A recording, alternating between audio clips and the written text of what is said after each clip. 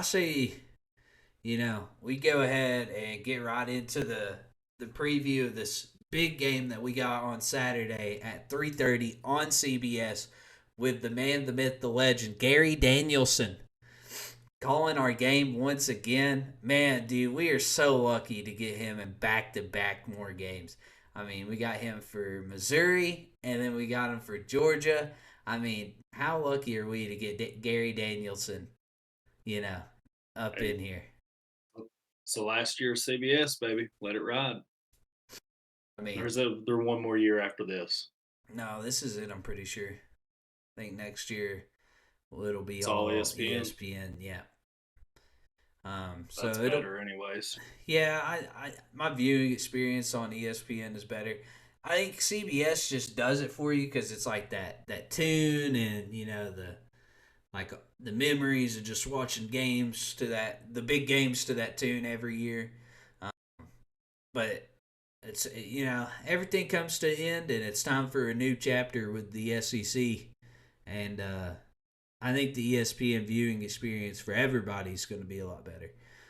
So what do you think about into CBS, going to ESPN, 3:30 kickoffs? What are you thinking? Uh, Gary Danielson can suck my Vols again. I don't think it's the second time I've said that this podcast. I hate. I wish Gus Johnson called every one of our games. I'd rather have no sound than to listen to that old fart call anything and cuss. But I'm trying to keep it 13. Dude, he just sucks so bad. I will not miss CBS at all. Not one bit. He just sucks. I hate hearing him talk about Nick Saban. It's a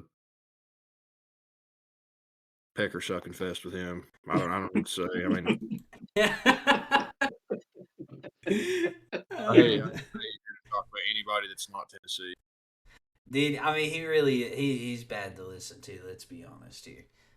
Vol fans, non-Vol fans, nobody really likes him unless you're an Alabama fan. Like he's Nick very, very Saban loves biased. Yeah, Nick he's Saban. very biased. Um, They had dinner this past Sunday after church. anyways, um, 2:30 kickoff for us Central Time folk, 3:30 for y'all Eastern Time folk. Um, Tennessee versus Missouri going to be ranked very close to each other in the AP poll and the college football playoff poll. I forgot what we were in each of those. I think we were 12 and 1, 14 in the other, if I remember Let me break correctly. it. Yeah, we moved up. Let me break it down for you this Saturday. I'm gonna set the stage real quick. Everyone needs to wake up, turn on College Game Day, pray to the dear Moses that we're gonna smack Missouri. Period. Them boys have already given up. What's his name? Brady Cook. Yeah. Bum. I don't even know. Dinkowitz, idiot. We're gonna beat Missouri. But then we need to pray that Lane Kiffin still has a little bit of that orange blood in him. Because if he beats Georgia and we some way get Georgia coming to Neyland For next week the SEC East. for the SEC East and Heupel don't lose at home, fellas. It don't happen. Fellas, I'm gonna tell you right now, next week's pod,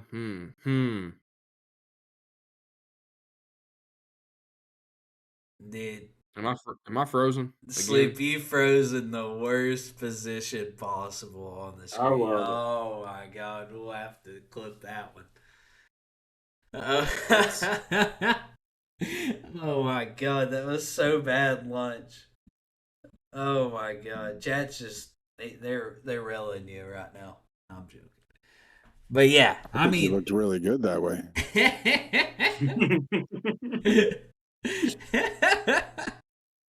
but dude, yeah, it's gonna be. We got to get past Missouri first. They were, we want to fantasize about that. We got to get past Missouri. I know your orange tinted glasses are on, but this is a good Missouri team. They're 7-2. Sloop. They've got a top We're ranked ahead of 15 Missouri. win. We are ranked ahead of Missouri. But whenever 14, the ball's 14 hot and and 6. kicked off, and we're on that turf out there in Springfield, it don't matter what your ranks are. We're pretty evenly matched across the board. I mean, records are the same conference record, same overall record. Quarterbacks have played almost identical, except Brady Cook has thrown for more yards. Joe Milton has one less TD and one less interception. I'm sure he's ran for more TDs. Jalen Wright, um, he's our leading rusher. He's almost to 1,000 yards. Same way with Schrader for Missouri. They're about 80 yards of difference there. And then the ESPN matchup predictor has us as a 60% favorite against Missouri. I feel like that's a little overzealous of that. I don't know how y'all feel about that, but I kind of feel like this is more of a 50-50 game. I kind of feel like, Missouri's definitely capable of beating us at home. But we do typically play good against Missouri. I don't know. Or lately we have. I don't know. This matchup's so weird to me because it's like I want to sit there and tell you that this is going to be a really good game. This is going to be a really close game. It's a 50-50 toss-up game, and there's no possibility that or they're like it. I don't know what's going to happen, but for some reason, I just feel like Tennessee's going to walk in there and just beat the piss out of them because I mean we have scored literally 60 points against them the past 2 years with Heupel there.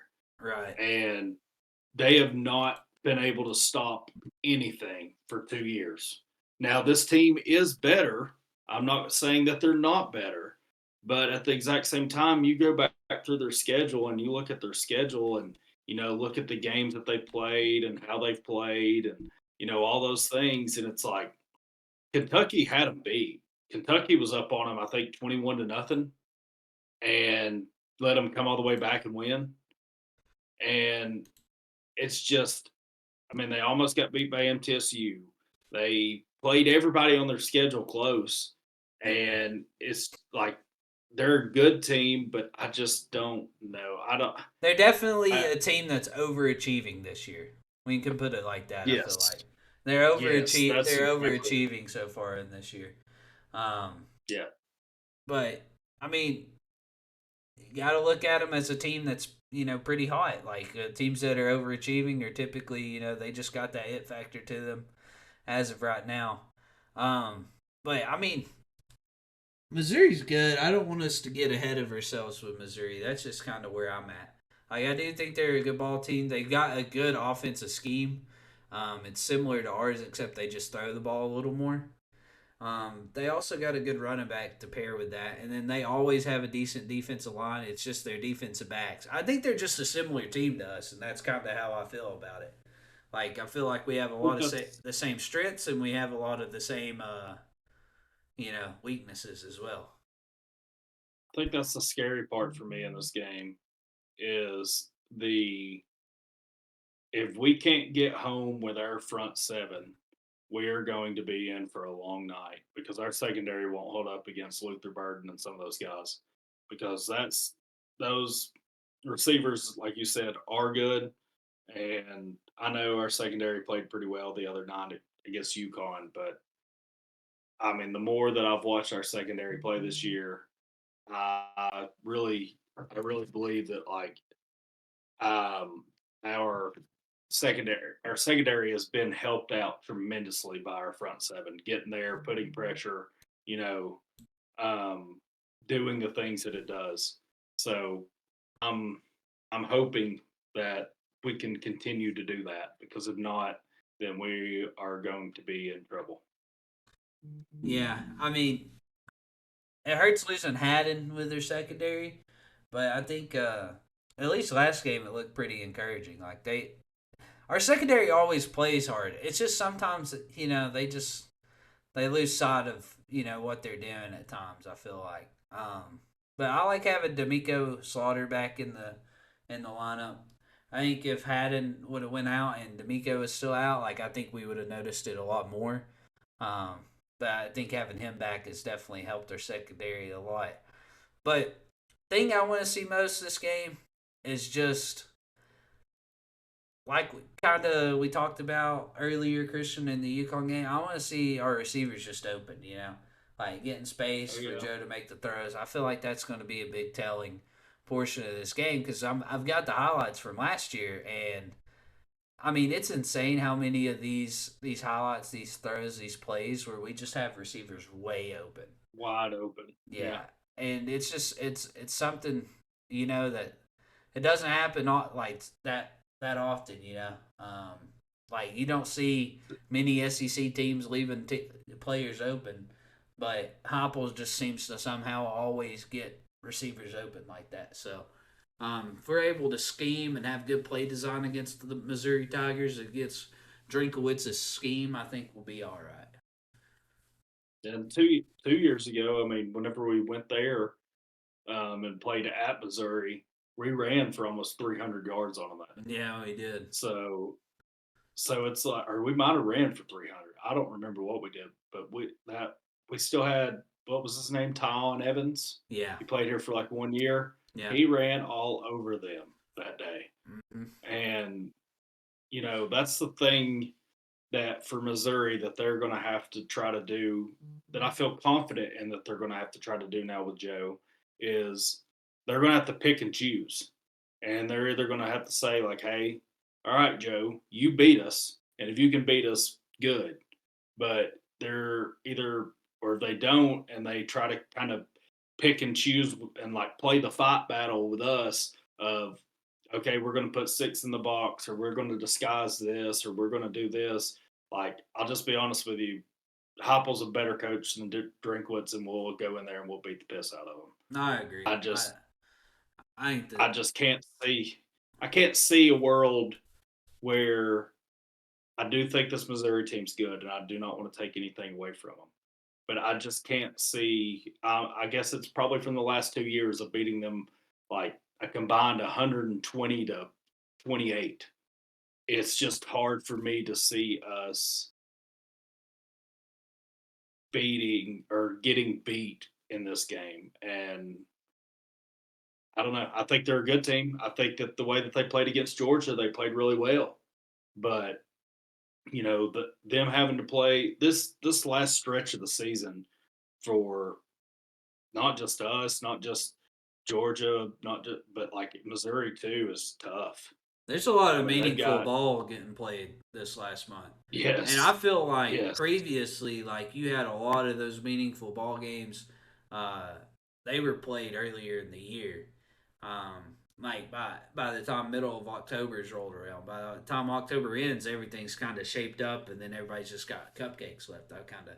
But now, it's like they've spread out these games a little more. Like Georgia got moved to November. Missouri's good this year. It's always a November game. It seems like there's a lot of meaningful ball games getting played, and that's good. That's good for the SEC. That's good for college football. I mean, I'm hyped up to watch this Ole Miss Georgia game. I'm hyped up to watch this Tennessee Missouri game. I'm sure a lot of SEC fans are too. I know there's a couple big games out SEC West that's still to be played. So I mean, we've got a good final stretch here. Tennessee's got all SEC games. We're done with their non-conference. Yeah, what about Alabama going to make it to the SEC West Championship? Yeah, I mean that's pretty for sure now. Or SEC. Yeah, they got Kentucky, and like 2 other teams that I don't remember. Auburn. I think it was like Mississippi's. Oh, Auburn and Mississippi State, maybe. Yeah, so I mean, they've got it pretty easy the rest of the way. They should make it the rest of the way. You would think. I mean, that Auburn game's always tough. Yeah, but I mean, bearing an upset, and even if they drop one, I'm pretty sure they still make it. Because LSU has two losses now. Ole Miss and if Ole Miss wins tonight, if Ole Miss wins today and wins out, they would go. You mean Saturday? They're only they were Saturday because their only loss would be to Alabama. Yeah. Also, I need to prep all Vol fans for this weekend. Missouri will be having yellow gloves, so not every play is a flag. I know it's easy to get those confused because they wear those bright yellow gloves and it looks like flags on every play. So just so y'all know in advance, they will have those bright yellow gloves like they always do. Um, In a but big game, do we have a live ball penalty called against the other team this Saturday? ooh, No. this will be the third SEC game. Well, we've had 2 consecutive SEC games where a live ball penalty has not been called against the opponent. So let's see if we can go 3 for 3 on that. And I'm sure when Georgia comes to our place, I mean, who knows what's going to happen What's there. what's the over under on that? Like, is there an over under on FanDuel, like over under 0.5 on live ball penalties Man, I against Missouri this weekend?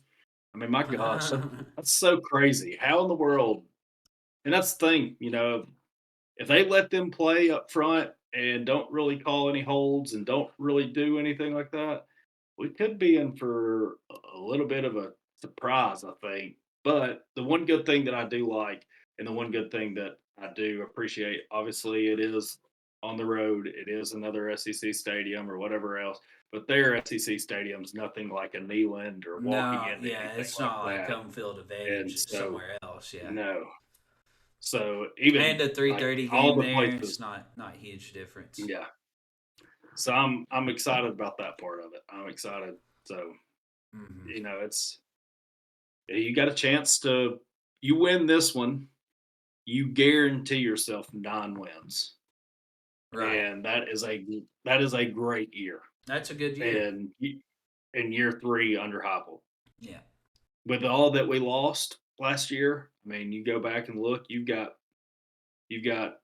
I know for sure right now 4 guys, and there's might be more that are playing meaningful and quite a bit of snaps in the NFL. So it's and those 4 guys, that was not even including Hendon Hooker. So yeah. I mean, dude, it's just going to be one of those games that you're going to worry about until it's played, or at least for me. I do think that like it's going to be a close game. I don't think that this is going to be a 20-point win or a 14-point win. I think this will be like a 7-to-3 point win. In my opinion, probably less than 7. Honestly, I think it's going to be a back and forth game. Missouri's going to score. I just need to prep everybody right now. They're going to be scoring. Their offense is and just too good. Their quarterback's pretty dang good. Like they're gonna have plays that they bust on us that where it's like a 3rd and 3 and they're gonna have a really good play call and they're gonna score on it. That's Missouri this year. Um, but I with think that, for Tennessee's, oh, I think for Tennessee, like if you have what you want to do is you would love to get up early, like a 14-point lead early, 21 point, like up as 21-7, something like that early in the game, and shut down that run and then make them really one dimensional and make them start having to throw it where that there's a pass coming and you can really let the front 7 go after the guy. yeah, And I think if we get in something like that, you could see where we kind of run away with it. But I agree with you. I mean, it's one of those things. I guess like whenever I say that I think we're going to beat the piss out of them, like I know that Kentucky game was close the other night whenever we played them, but I was never worried that we were going to lose the game.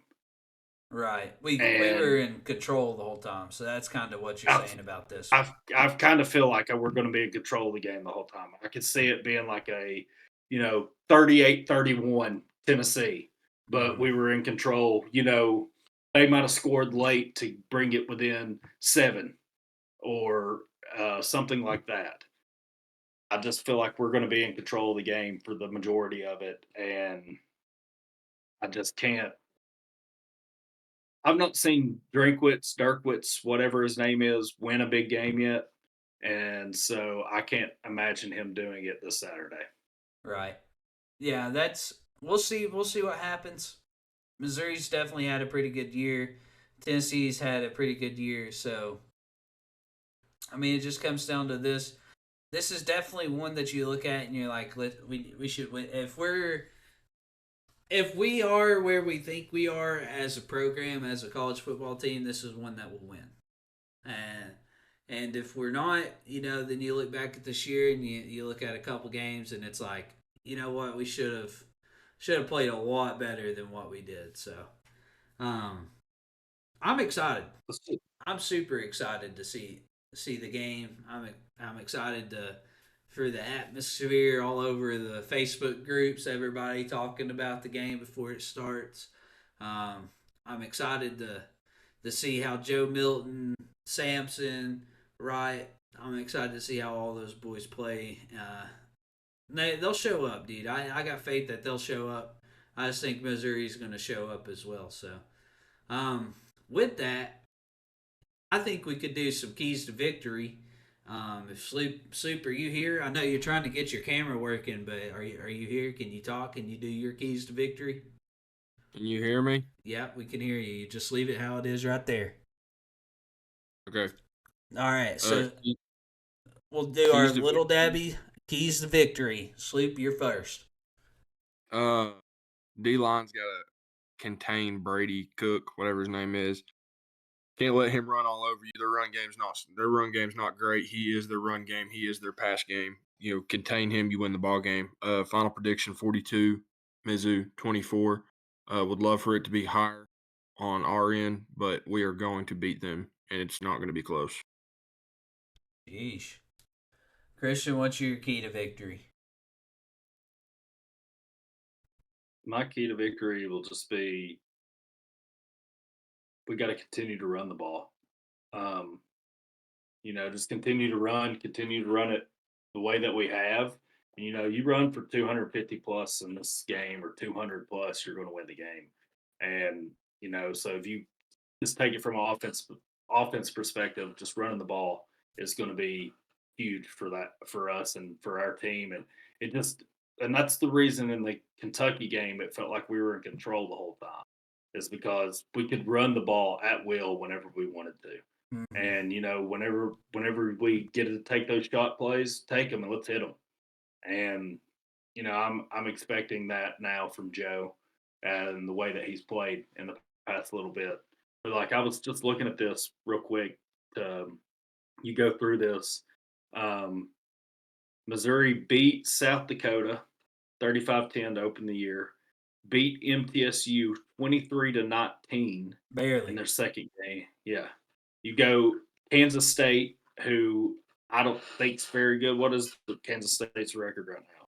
I don't know. They were 15 whenever Missouri beat them, but they've definitely had an underwhelming year. They did beat them on a 61-yard field goal, though. Their kicker is very good there at Missouri. They lost. Kansas State's lost 3 or 4 this year already so far, but beat them 30-27.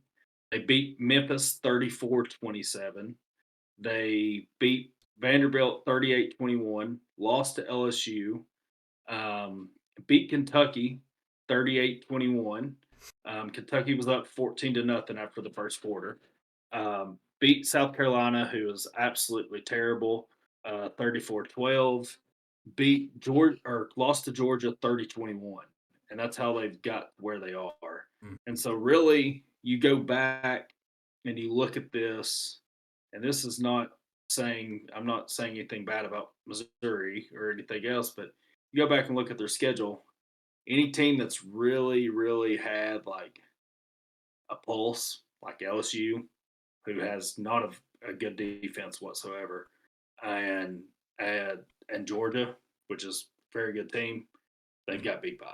But you go back and look at some of the other games, and it's like they've been pretty close. I mean, that Kansas State. Now they did play Texas close this weekend and got beat, I think, in overtime.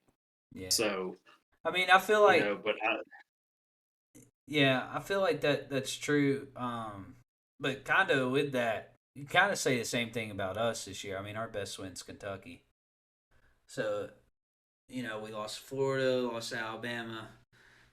Florida lost. I still think our best wins Texas A&M.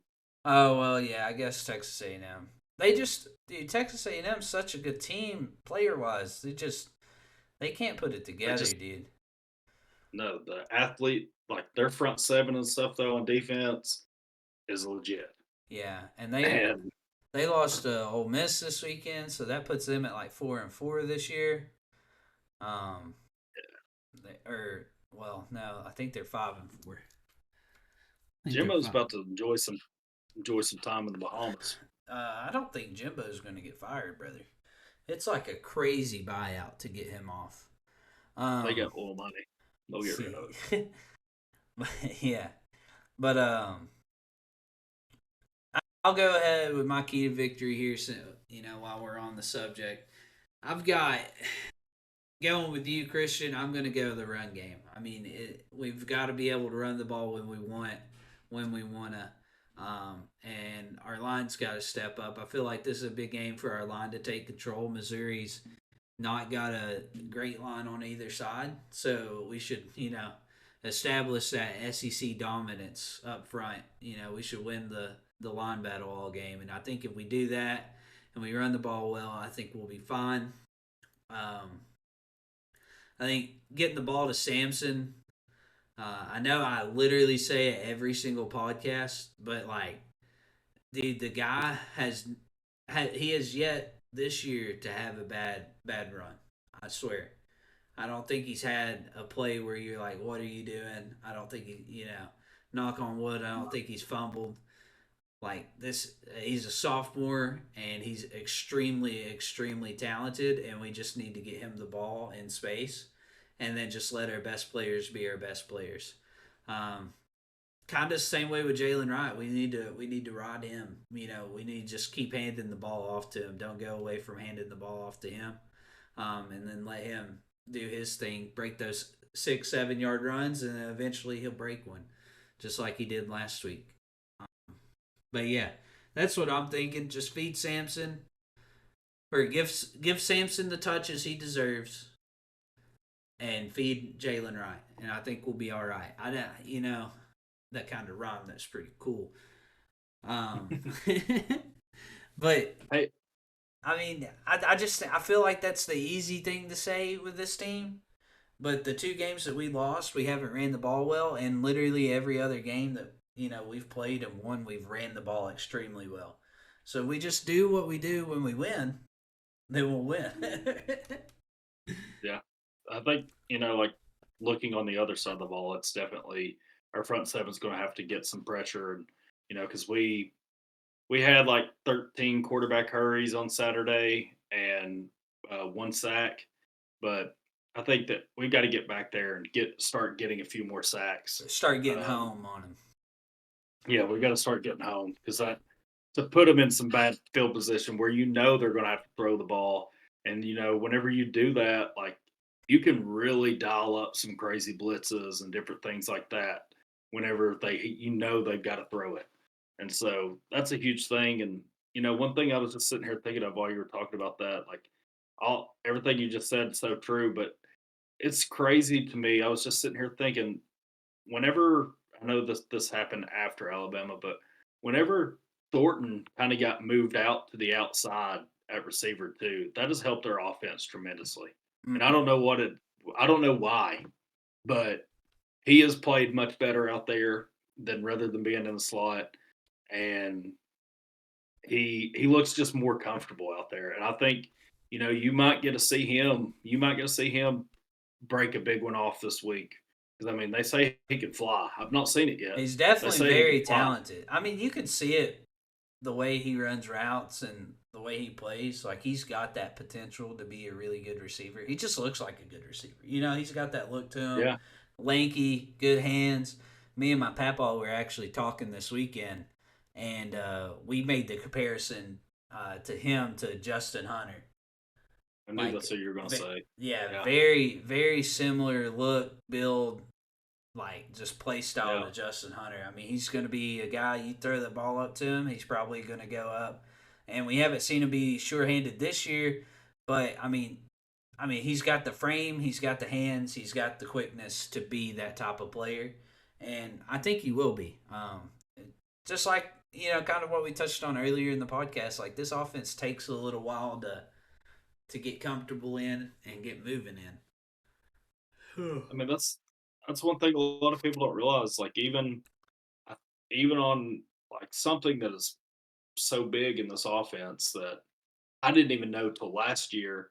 I was watching I think I was watching Pat McAfee show, and it was Gabe Davis or somebody was talking about it who played at UCF, and he talked about how one of the things that Heupel did in his offense whenever he was there was the wide receivers had options on almost every single route concept that they ran. Mm-hmm. And so, that's a lot to take in as a wide receiver, as a quarterback, getting on the same page in that, knowing like, hey, if this, I think you see that sometimes whenever, because I've wondered what in the world are we doing whenever our outside guys are running, you know, like it's like they're running 15 yards down the field and then flying all the way back up the sideline to the ball. And I think that what that is it's like it's an option route of, hey, if this guy tries to play underneath me, I've got a vertical, but if he's still trying to play behind me, I'm coming back to the football. Yeah. And I think that we have a lot of those type of routes inside of this offense. And I think that's as a receiver, like I think Thornton just wasn't comfortable with that at first. And I think you're finally now getting to see him kind of get more comfortable, know where he's supposed to be. Because like the ball that he dropped at Alabama, I don't know if he could see the safety coming that was almost there, and he kind of short armed it, and that's why he did it. Or if it was almost like, to me, it looked like he thought he was almost in the wrong spot. Like there was supposed to be somebody, like he thought that he ran the wrong route or something. Because that safety was far enough back that he should have known he wasn't about to get hit. Right. And I don't know. He looks so much more comfortable over there on the outside instead of playing on the inside. Yeah, I think you're starting to see some of that chemistry between him and Joe Milton developing For sure. as well.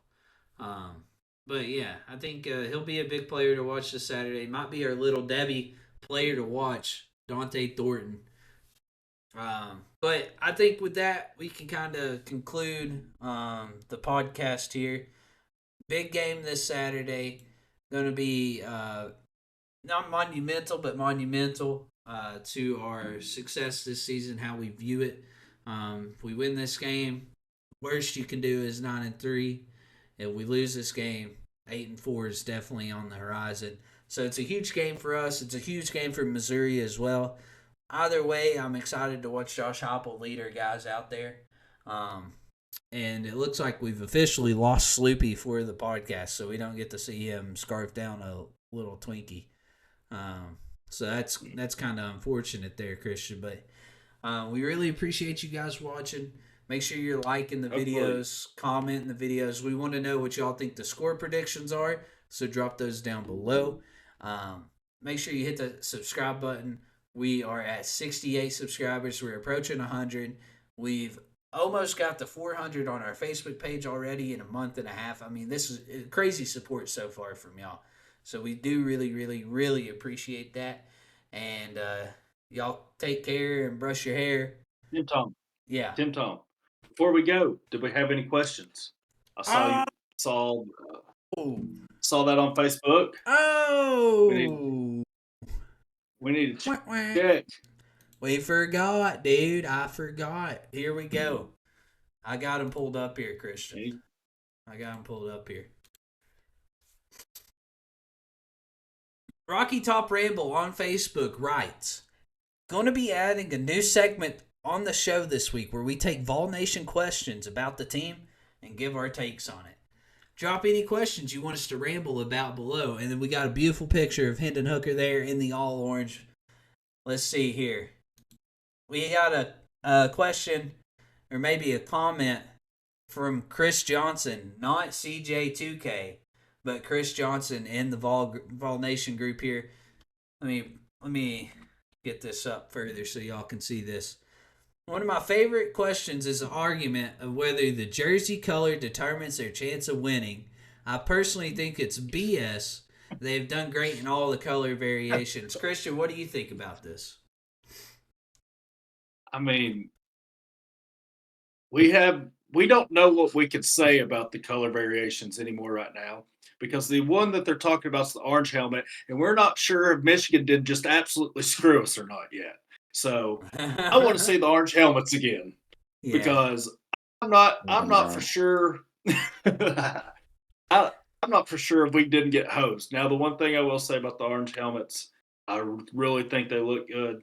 But I think the reason that a lot of all fans are out there, obviously we got beat, but I think the thing that hurts them the most is watching Hooker go down on that non-contact injury last year in the helmet. I Yeah. think that was I I mean, think that's what dude, at the end of gets to a lot of people. the day, how I But feel then about it is like you look uniform's not going to good. do anything. Yeah, you look good, you feel good, you play good. So if the guys on the team want to do it, if they want to wear it, I say let them wear it. Especially if it's something that's kind of new, fresh, something that's going to catch people's eye. I mean, all media attention is good media attention for the most part, unless you're used the University of Michigan right now. Um, Sorry, Lunch. I heard you hop in here. I had to say something. Come on, boys. Come on. But this uniform right here, it's beautiful. It is beautiful. I do like the orange helmet, the all orange look. I think it's the only like knock to it is I've heard people say it looks like Clemson, and I will say from where you haven't seen an orange helmet on Tennessee, I can see how people say that, but I think it's kind of a look that right now we can kind of claim as their own if we want to start it. Um, I'm pretty sure there was one year that Tennessee actually did wear orange helmets. So if you're a traditionalist and is like, no, Tennessee's never worn orange helmets, we're not going to wear orange helmets. I believe one year they did. I watched some type of like documentary on all of Tennessee's uniforms through the years, and one year they wore orange helmets. And I think they went like 4-6. So definitely not the best. And then while we're on the topic, we've got another question here from Joshua King in the Vol Life Uncensored group. This group kind of gets a little crazy, a little unhinged, a little uncensored. He says, when is the team going to be wearing orange helmets again? Well, Josh, if I had to guess, if we were going to bring them out this year, it would have to be at home, right? I don't think we would go with the stormtrooper look with the orange helmet again away. I think that's kind of chalked for right now until we figure out if they're bad luck or not. I think if we were to see them, it would come out against a team like Vanderbilt, senior day, something cool for the seniors to do in a game that you're probably going to win. I think that would be the best time to pull out the orange helmets. But that's just my opinion on this. Christian, do you think we'll pull them out this year? Or do you think that's kind of like a next year thing, or do you think it's toast? Well, see, it's kind of a weird thing, man, because a lot of it, the reason that we had the Condridge Holloway jersey this year is because of our contract. It's a contractual thing with Nike. We have to unveil a new uniform pretty much every year. So that's why we had to, have that uniform. That's why it's brand new. Right. Last year, I think was it last year, 2 years ago was the black uniforms. I don't remember, but basically it was. Then we had the smoky grays one time, and so I don't know if the helmets fall into that as well. Into that, so you may not see them at all this year because I don't know if they fall into that or not. Yeah, we had a gray helmet with those Condridge Holloway jerseys. Yeah. So I don't know. It'll be interesting. It definitely wouldn't be a whole new uniform. It'd just be a helmet because we have the orange on orange. Yeah, and I think that I'm sure we I think have you're orange right. helmets somewhere. Like Yeah, it wouldn't I be a know, uniform. I'm sure we new do. uniform. I'm sure we have the orange helmet, so it'd be interested to see. I'm sure there'll be leaks coming out closer to that time, and also it may depend on if we beat Georgia or not. Because if we lose to Georgia, I don't know if we'll pull it out. But we'll see. Hey, We'll see what happens. let me tell you what a Sloop answer would be. What? Sloop's answer is that he says we will pull out the orange helmets in the SEC championship game while we are kicking Alabama's ass all the way up and down the field. That's the Sloop answer. Oh my god! I mean, that's true. That's what Sloop would say. That's exactly what Sloop would say. I mean, you nailed that one. But yeah, I We need to really start having a Sloop segment. we did need to have a Sloop segment without Sloop though, where we just impersonate what he would say. But yeah, I think we'll call it there. That was the only two questions we got. It's a new segment we're starting. So if you're on Facebook and you see us post, hey, we got some questions we want you put down here in the comments. Make sure you're doing that because we'll take a look at them. We'll answer what we think very truthfully, as you can just see. And make sure y'all are liking the Facebook page, Rocky Top Ramble.